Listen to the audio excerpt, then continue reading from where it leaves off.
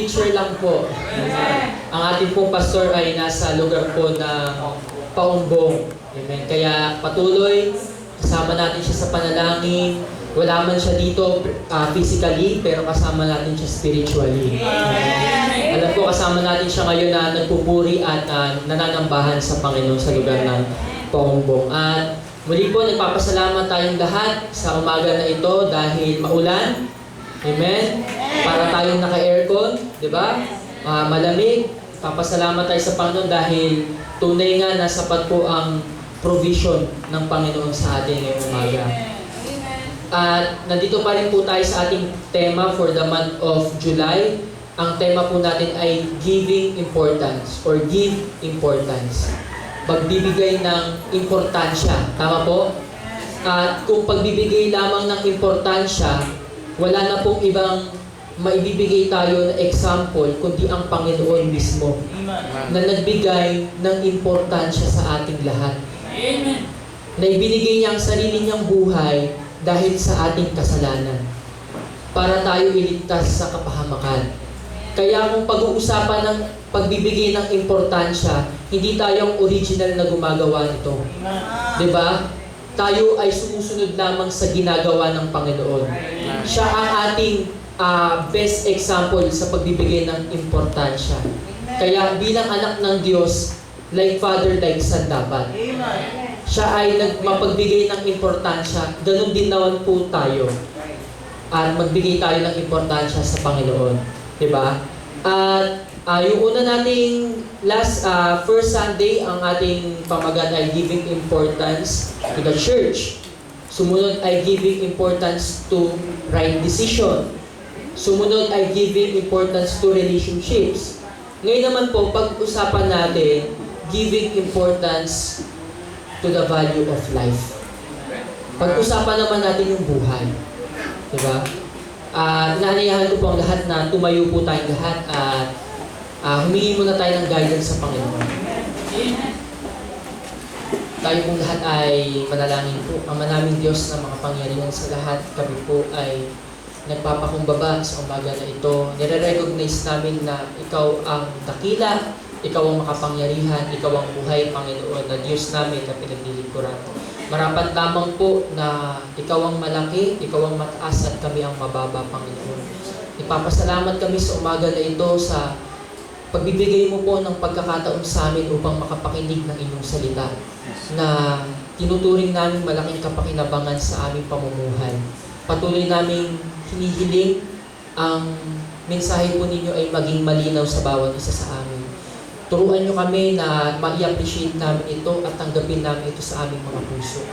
At patuloy naming pinapanalangin na itama nyo po ang aming mga damdamin, itama nyo po ang aming isip, ang aming puso, nang sa gayon ay maging tama din ang aming pagtanggap ng inyong salita. Patuloy po namin hinihiling ang pangunawa, ipagkaloob niyo po sa akin at sa bawat isa sa amin, nang sa gayon ay maging kapaki-pakinabang ang inyong salita sa buhay namin, Panginoon.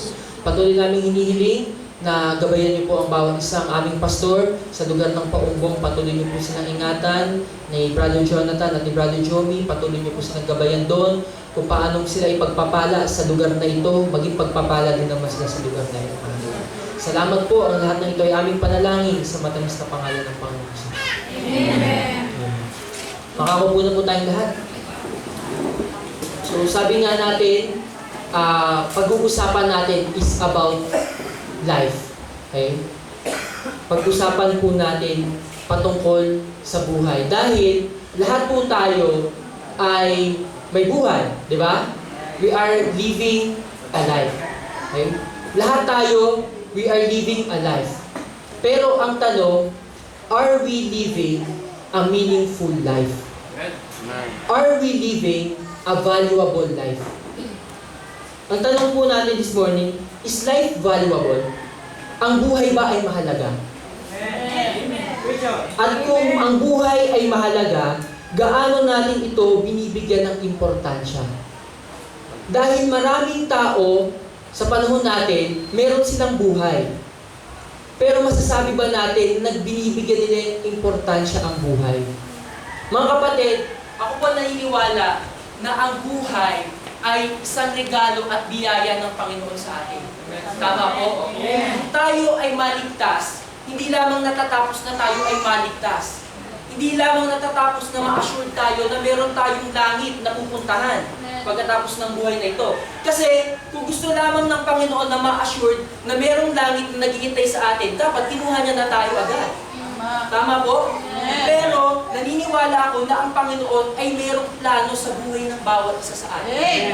At ang plano ng Panginoon sa buhay ng bawat isa sa atin, mabigyan natin ng importansya yung buhay na ito. Dahil yung buhay na ito ay regalo na galing sa Panginoon. Diba kapag nagbibigay tayo ng regalo sa isang tao pag birthday niya, matutuwa ka ba kapag yung regalo na binigay mo, hindi pinahahalagahan? Nakita mo yung binigay mong damit, ginawa na ng basahan, iniregalo mo. Diba? Hindi ka matutuwa. Hindi mo ma-appreciate yung ginawa mo kasi hindi binigyan ng importansya. At ngayong umaga, nawa, ma-realize natin sa pamamagitan ng salita ng Diyos na ang buhay na pinagkaloob ng Panginoon sa atin, bigyan natin ng value. Bigyan natin ng importance. Ngayon, tingnan natin yung salitang value. Pag sinabi kasing value, iba-iba yan eh. Halaga. Diba sa Tagalog po yan? Halaga. Okay? At yung value, yan ang nagdidikta kung ano ang importansyang ibibigay mo sa isang bagay. Pag sinabi nating value, magkakaiba tayo ng binibigay na value sa mga bagay. Diba? Maaring yung valuable sa akin ay hindi valuable sa inyo. Tama po? At maaring yung valuable sa inyo ay hindi valuable sa akin. Alam niyo po yung mga toy collector? Si Brother Gerald isang toy collector. Okay? At sa mga toy collector, talagang inaabangan nila kapag mayroong palabas na laruan na limited edition. Lalo na, hindi lang limited edition, mura pa. At para sa kanila, valuable to. Di ba, Brother Gerald? Tama po? Para sa mga toy collector, valuable ito. Pero maaaring sa ilan, hindi, walang value ito. Kasi, magkakaiba tayo ng binibigyang value. At kung ano yung value ng isang bagay sa iyo, yan ang bibigyan mo ng importansya. Ngayong umaga po, nawa tayo na binigyan ng buhay ng Panginoon. Ang value ng buhay natin, bigyan natin ng magandang importansya. Hindi lahat kasi ng nabubuhay, binibigyan ng value yung buhay. Kaya nga may nagpapakamatay eh. Di ba po? Kailangan nating makita at ma-realize yung value ng buhay na ibinigay ng Panginoon sa bawat isa sa atin. Diba? Now, why should we understand the value of life? Bakit natin kailangan maunawaan na mahalaga at valuable ang buhay natin? Meron po akong kwento. Gusto niyo po yan? Kwento? Yes! Meron pong dalawang cowboy. Alam niyo na po yung cowboy, di ba? Cowboy pero ang sinasakyan kabayo, di ba? So, naglalakbay po sila sa isang disyerto. Okay? Kaya habang naglalakbay sila sa isang disyerto, nakakita sila ng isang matanda. At yung matanda na ito, nanghingi sa kanila ng tubig. Alam niyo naman po, pag sinabing disyerto, mainit, nakakauhaw, di ba? So, nanghingi sa kanila ng tubig. So, ginawa nila, binigyan nila ng tubig itong matanda. Sabi ng matanda, dahil busilak ang inyong puso. Laging ganyan, di ba, mga matatanda sa kwento? Dahil busilak ang inyong puso, bibigyan ko kayo ng isang mahalagang advice. Okay? Sabi niya, itong advice na ito ay maaaring magpabago ng buhay niyo. Kaya sabi, syempre, ano nga naman yung magpapabago sa buhay nila? Talagang curious sila, no? Sabi ng matanda, pagkatapos ng disyertong ito, makakakita kayo sa dulo ng mga batuhan. At kapag nakita niyo yung batuhan na yun, kumuha kayo kung ilan ang kaya niyong kunin. Pero sinasuggest ko sa inyo, kumuha kayo ng marami. Okay? Kumuha kayo ng marami. At pagkatapos nun, magpalipas kayo doon ng gabi, kinaumagahan, magbabago ang buhay. Jadi syempre, na-curious naman sila. Eh bakit? Ano nga naman itong sinasabi ng matanda na ito? So, sa madaling salita, naghiwalay na sila ng matanda at nakarating sila doon sa tinutukoy ng matanda na batuhan. Nung nakita nila, may batuhan nga. So, ang ginawa nila, pumulot sila ng tig-5. 5 sa isa, 5 din doon sa isa. Okay? At sinunod nila yung sinabi ng matanda, doon sila nagpalipas ng gabi. Okay? Kinaumagahan, Ano ba yung sinasabi ng matanda na yon na maaaring magpabago sa buhay nila? Kinaumagahan, tiningnan nila yung bag nila na may lamang bato, nakita nila yung bato, naging diamante. Naging diamante yung bato na yun. Natuwa sila. Sino hindi matutuwa yung bato na pinulot mo lang maging diamante? Natuwa sila, tama? Kahit tayo matutuwa. Pero, nanghinayang din sila. Bakit ka manghihinayang? Kasi, bakit hindi lang yung kinuha namin? Kung alam lang namin na magiging diamante pala yung bato na yun, baka kumuha na ako ng marami. Mga kapatid, ganun din yung buhay ni niregalo sa atin ng Panginoon. Yaan ay isang diamante. Tama po? Yeah. Valuable yan. Importante yan kung binibigyan mo ng halaga. Kaya mahalaga maunawaan natin na yung binigay sa atin na regalo ng Panginoon ng buhay, pagpahalagahan natin. Value it. Mga kapatid, We need to value our life. Bakit po? Kasi tulad nung mga cowboy na merong dalang bato na kumuha ng diamante, di ba? Kapag hindi mo nakita yung halaga ng bato na yan, sa bandang huli, manghihinayang ka. Pero, pag nakita mo yung halaga ng bato na yon, mag-e-enjoy ka. Di ba? Kapag pinagpahalagahan mo, ma-e-enjoy mo. ganun din ang buhay natin. Kapag ito ay sinayang natin at ginastos natin sa hindi mga makabuluhang bagay sa buhay natin, nakakapanghinayang. Right. Pero kapag nagamit natin sa kapaki-pakinabang, ma-enjoy natin yung buhay na ibinigay sa atin ng Panginoon. Di ba po? Ngayon, naintindihan na natin yung salitang value. Okay? Naintindihan natin yung salitang value. Ano naman yung salitang life? Let's talk about the nature of life. Number one, isa lang ang buhay natin. Tama po? Isa lang ang ibinigay na buhay sa atin ng Panginoon. Hindi tayo parang pusa na siya mambuhay. Hindi po. Ang buhay natin isa lang. At isang beses lang tayo mabubuhay. Isang beses lang magkakaroon ng Brother Junel. Isang beses lang magkakaroon ng Brother Paulo.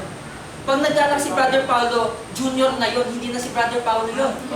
Dahil isang beses lang tayo mabubuhay.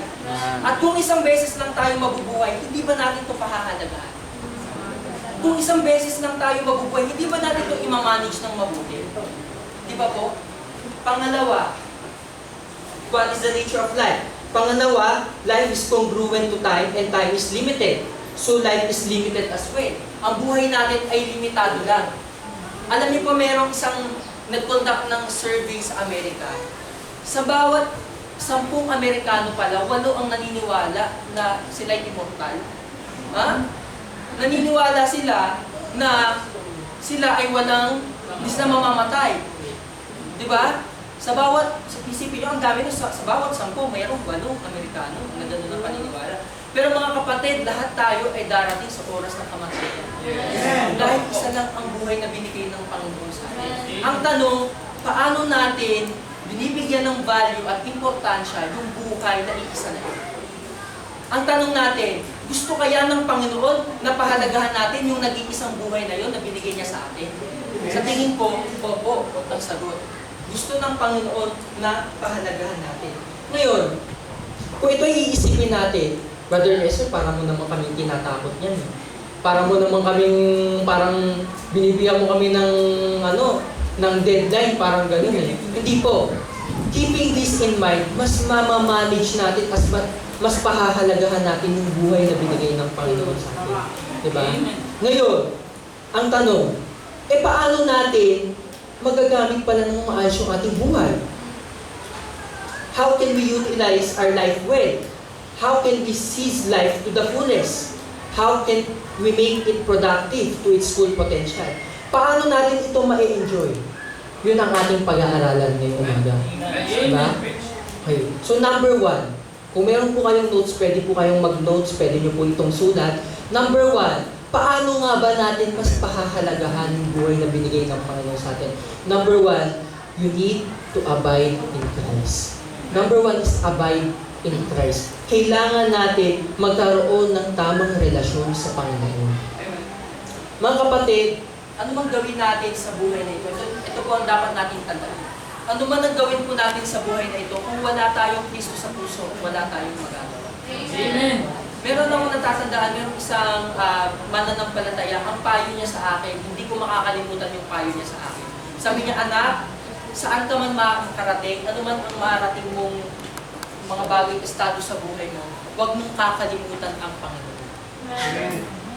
Napakagandang payo po. Kasi maraming mga tao, ano man ang narating nila sa buhay, ang gaganda ng posisyon, sa trabaho, maraming pera. Hindi ko sinasabing masama magkaroon nun ha. Hindi po yan ang ibig ko sabihin. Ang ibig ko sabihin, marami silang narating sa buhay, maraming pera, kumbaga nakuha nila yung mga magagandang bagay, pero hindi sila masaya. Wala yung contentment. Wala yung kaayusan sa pamilya. Bakit? Kasi walang Kristo sa puso. Kailangan kasi natin sa buhay na ito ng tamang pundasyon. Dahil kapag walang tamang pundasyon yung buhay natin, madali itong masira. Andiyan ba po kayo? Madali itong magiba. Madali itong mawala. Kailangan natin yung may Kristo muna tayo sa puso natin. Kaya nga kapag tayo dito nag-i-invite ng bisita, ang una natin ituturo ang Panginoon. Kailangan nila sa kanilang buhay bilakan ng Panginoon at tagapagligtas. Hindi relihiyon ang ating pinopromote, hindi edukasyon, kundi kailangan ng Panginoon sa puso natin. Ano man ang meron tayo at maabot natin, kung wala tayong Kristo sa puso, baliwala po. Amen. Minsan, yung mga mahahalagang bagay, yun yung namimiss ng mga tao. Tama? Yung essential part sa isang puzzle, yun ang namimiss ng mga tao. Kahit meron kang puzzle na kasing laki ng harapan natin, at mabuo mo na yung 99.9%, kung meron nag-iisang puzzle na wala, parang kulang. Parang hindi mo pa na-solve. Parang wala pa rin halaga. Tama po? Pero kapag nailagay mo na yung nag-iisa na yun, wow! Di ba fulfilling? Di ba satisfying? Mga kapatid, ganun ang Panginoon sa atin. Kailangan na siya yung